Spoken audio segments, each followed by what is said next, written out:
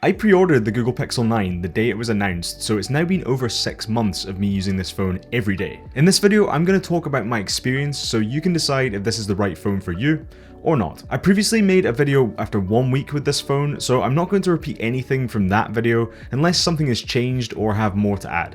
So let's get into it. Let's start with design and durability. I love the aluminium camera island and side rails, and as long as you get a lighter color of Pixel 9, then the glossy glass back hides fingerprints really well. I think this phone retains the Pixel design language, but refines the design to make it feel more premium than ever. The Pixel 9 is boxier than other Pixels, but still comfortable to hold thanks to its tapered edges. Personally, I found the Pixel 8's rounded design more ergonomic, but this really comes down to your preference. The durability of the phone has been excellent for me over the course of 6 months. I have dropped the Pixel 9 hard quite a few times, and one time I did drop it extremely hard on its front, and it got a couple of marks on the side rails because of that, but the front glass still remains in near perfect condition. There are some very slightly visible micro scratches on the front glass, which are honestly only visible if I'm looking super carefully for them, and only after I've just cleaned the screen with a microfiber cloth. Bear in mind that I don't use a screen protector, and I pretty much permanently have the Pixel 9 in a case, but it feels like a solidly built phone that really can withstand the usual accidental drops and bumps that we subject our phones to in normal use. Speaking of the case, as I've experienced with all of the previous Pixels I've reviewed,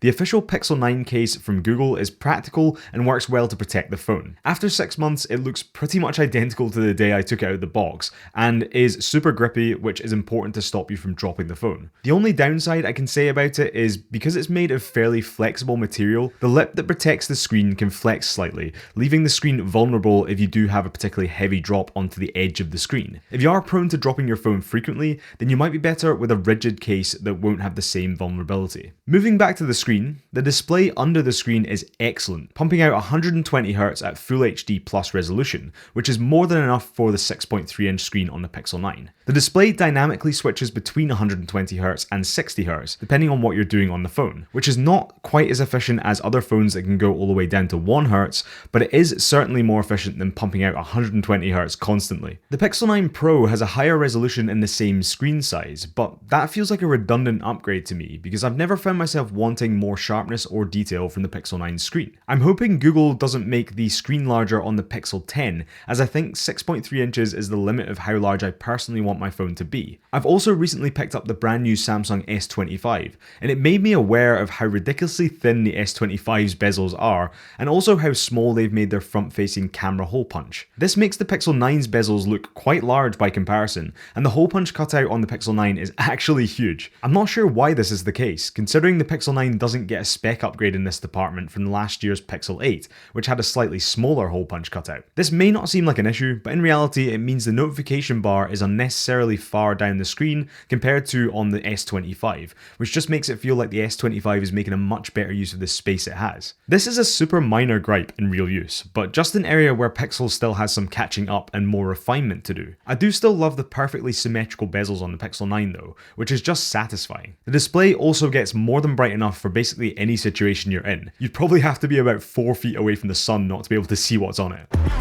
So I want to give a quick update from a completely different location, and this is actually a few weeks after I filmed the original review. So a few weeks ago, while I was out for a walk with my wife and I was filming some sample videos using the Pixel 9 for this review, I noticed a bit of a concerning issue with the Pixel 9's display. A vertical pink line appeared on the right side of the screen. Unfortunately, I only managed to capture a photo of the issue rather than a video, but I think the photo shows it quite clearly. The line had vanished by the end of our walk, but then reappeared again once later that day. The weird thing is, since that day, I haven't seen the line or any other Pixel 9 display issues, despite me actually frequently using the phone and trying to replicate that issue and see if it would come up again. However, it's still pretty concerning because there are known issues with the Pixel 8's display, so much so that Google actually recognized this and gave us an extended warranty for the Pixel 8 if you had any issues with your display. I think the line on the Pixel 9's display suggests that there might be an issue with the physical display connector in my version of the phone, but it is weird that it only appeared for that one day and hasn't appeared since. So keep this in mind as you watch the rest of the review, because I did film that before I noticed this issue. And if I see the same issue again, I'll be sure to pin a comment down below to let you guys know. Also, if you have the Pixel 9 and you've experienced any similar display issues or other display issues, please let us know down in the comments. Anyway, back to the review.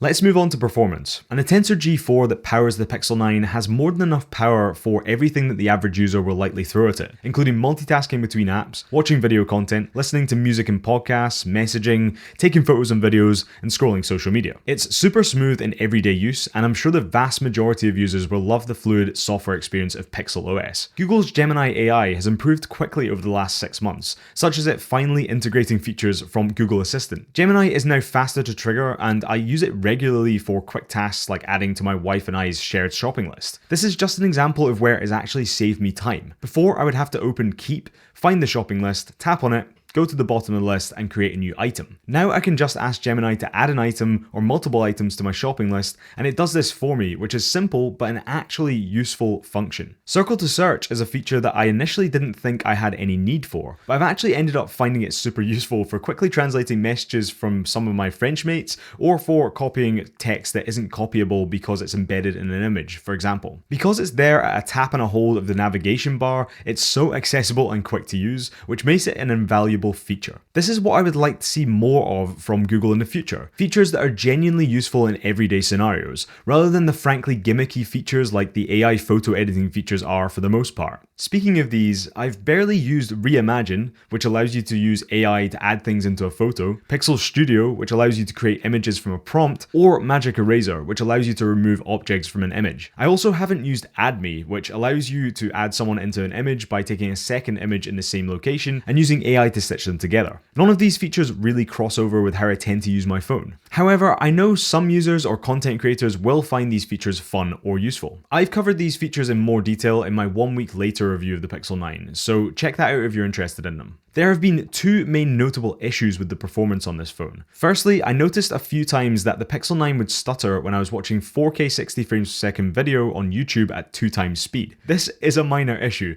and I think there's a chance there was an issue with the YouTube app rather than the Pixel 9, as I wasn't able to replicate this when I was testing it for this video. But I did notice that the Pixel 9 did get slightly warm to the touch after watching this quality of video at 2x speed for over 10 minutes, which just shows how much less power the Tensor G4 chip has when compared to something like the Snapdragon 8 Elite in my Samsung S25, which didn't get warm at all in the same test. The second issue was gaming, where the relative lack of power of the Tensor G4 was quite obvious when compared to the Snapdragon 8 Elite. To get high FPS on Call of Duty Warzone Mobile, I'd have to drop the settings to super low on the Pixel 9, whereas the S25 could manage medium to high settings in the same game while achieving a consistent 90 to 120 FPS, which was a much better experience. And for some context, I've been a proper Call of Duty sweat for 16 years now, so I can promise you that I know what the game should feel like. So basically, here's our first deal breaker of this phone for some people. If you're a heavy gamer or power user of your phone for video editing, for example, then I just wouldn't recommend the Pixel 9. However, the vast majority of people probably don't watch 4K 60 frames per second content at 2 times speed and do the odd bit of light gaming rather than graphically intense games like Warzone Mobile. So I think this isn't going to be an issue for 90 to 95% of users out there, to be honest,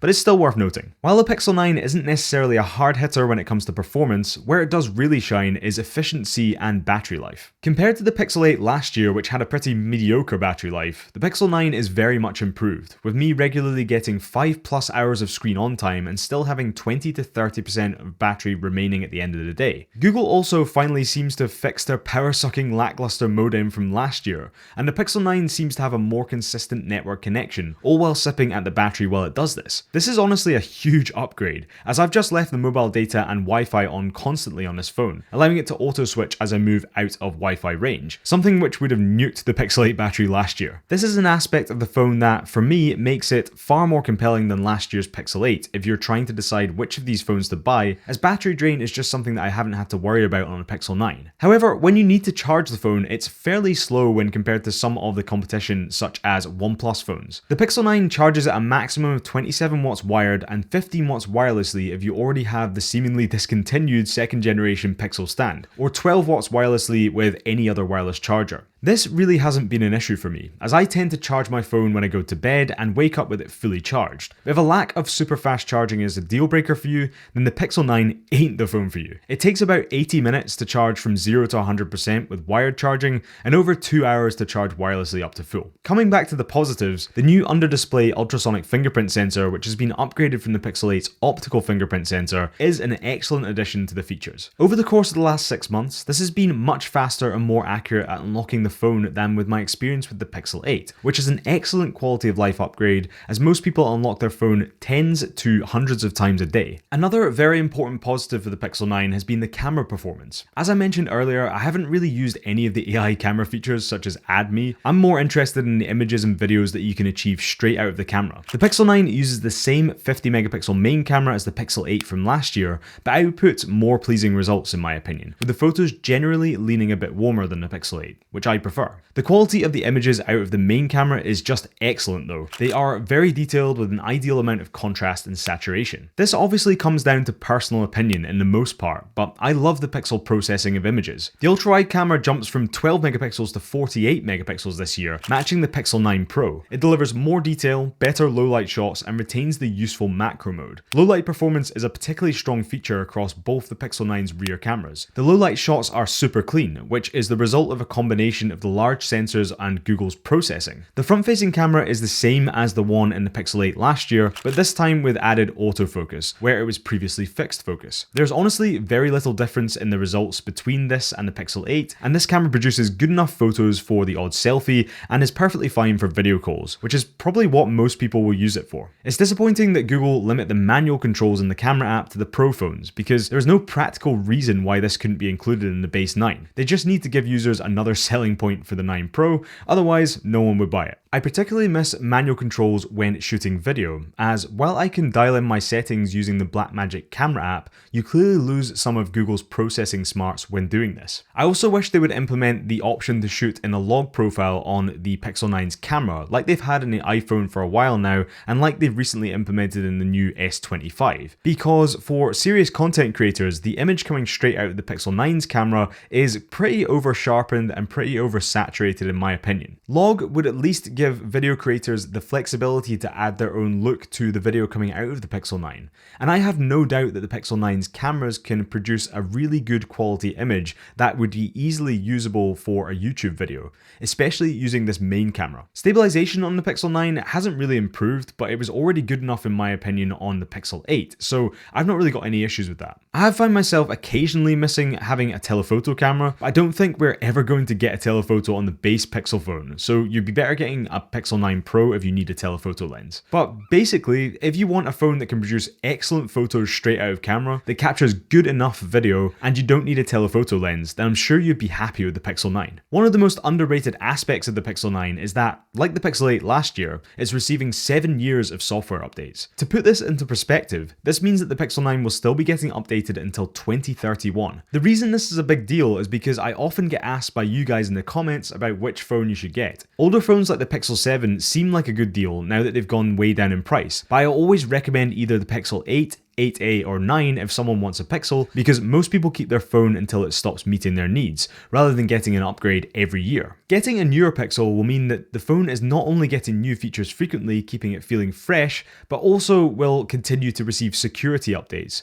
which will help keep us more protected against viruses, hacks, and other digital security concerns. This is why long software support is particularly important and should be more of a consideration in anyone's purchasing decision in my opinion. Pixel feature drops have already brought really useful features to older Pixel phones, such as allowing you to use your phone as a webcam, or the ability to connect your Pixel up to a display and mirror the screen via the USB-C port. Both features I've actually practically used multiple times. My slight concern is that if the Tensor G4 already provides less power than competitor chipsets at this point, how will it fare in 5, 6, or even 7 years time? Maybe I'll have to do a long-term review and we can see how it holds up then. Price and value is the final thing I want to cover. Google raised the price of their base Pixel by $100 or £100 for the second year running, taking the Pixel 9 up to a starting price of $799 or £799. Being completely honest, if you compare the Pixel 9 at this price to the Pixel 8 at its average price recently, the Pixel 8 represents far better value. And that means that I wouldn't recommend you buy the Pixel 9 at full price, or any Pixel for that matter. Always wait until Google inevitably puts them on sale and you'll end up getting actual good value for your money. At the time of filming, the Pixel 9 is currently down to £650 in the UK and $650 in the US. At this price, I can highly recommend the Pixel 9 as it's just a better experience than the Pixel 8 overall, even just for the improved battery life. Okay, so let's find out whether this phone is right for you or not. Based on what I've covered already, if you aren't a power user or a serious mobile gamer, and you're not bothered by the lack of manual camera controls or telephoto camera, then the Pixel 9 is honestly an excellent choice, but only if you can get it for $700 or less. Pixel OS is honestly my favorite version of Android, with so many useful features built into it, and providing a generally smooth and enjoyable experience. Plus, the 7 years of software updates is the cherry on top. The much improved efficiency of the Pixel 9 and the Tensor G4 chip mean that the battery life is now very good on the Pixel 9, and the camera quality and shooting experience is consistently excellent, regardless of if you're shooting in low light or the perfect lighting conditions. The Pixel 9 feels like the most refined Pixel experience to date, and I think 95% of people who buy one won't regret it at all. If you do want to pick one of these up, then I've put an affiliate link down in the description. But what do you think of the Pixel 9? Let me know in the comments below. Otherwise, it's been an absolute pleasure, and I'll catch you in the next video. Cheers.